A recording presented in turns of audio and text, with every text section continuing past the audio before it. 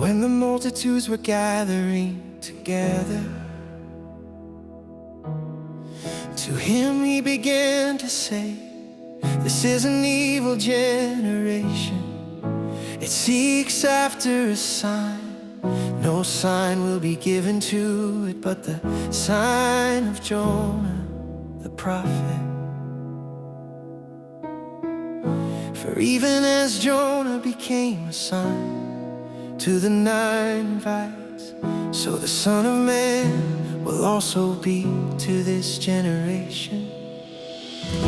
The Queen of the South will rise up in the judgment with the men of this generation and will condemn them.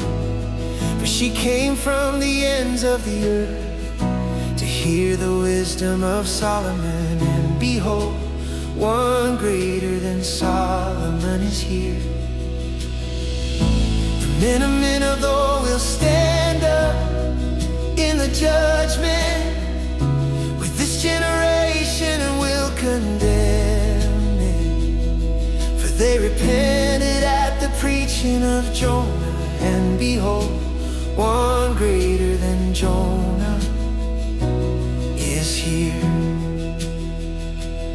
No one, when he has lit a lamp, puts it in a cellar or under a basket, but on a stand, that those who come in may see the light. The lamp of the body is the eye. Therefore, when your eye is good, your whole body is also full of light. But when it is evil, your body also is full of darkness. Therefore, see whether the light that is in you is in darkness.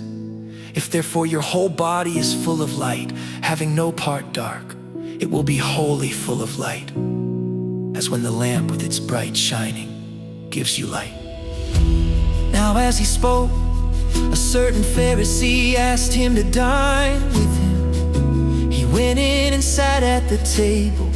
When the Pharisee saw it, he marveled that he had not first washed himself before dinner.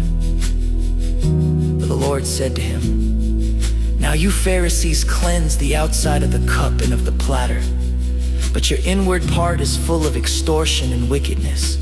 You foolish ones, didn't he who made the outside make the inside also? But give for gifts to the needy those things which are within, and behold, all things will be clean to you. But woe to you, Pharisees, for you tied mint and ruined every herb, but you bypassed justice and God's love. You ought to have done these, and not to have left the other undone. Woe to you, Pharisees, for you love the best seats in the synagogues and the greetings in the marketplace. Woe to you, scribes and Pharisees, hypocrites, for you are like hidden graves, and the men who walk over them don't know it."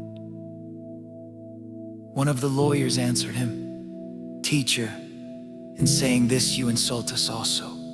He said, "Woe to you lawyers also, for you load men with burdens that are difficult to carry, and you yourselves won't even lift one finger to help carry those burdens. Woe to you, for you build the tombs of the prophets, and your fathers killed them. So you testify and consent to the works of your fathers, for they killed them, and you build their tombs.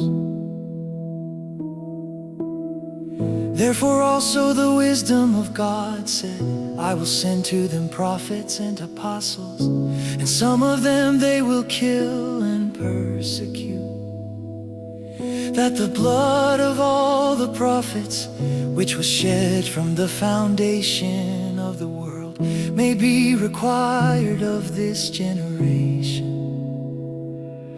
From the blood of Abel to the blood of Zechariah, who perished between the altar and the sanctuary.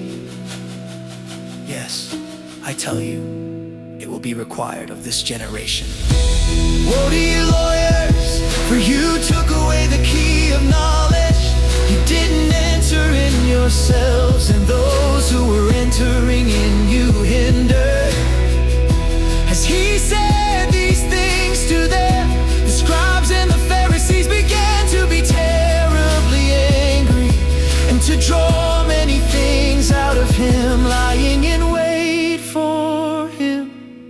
and seeking to catch him in something he might say,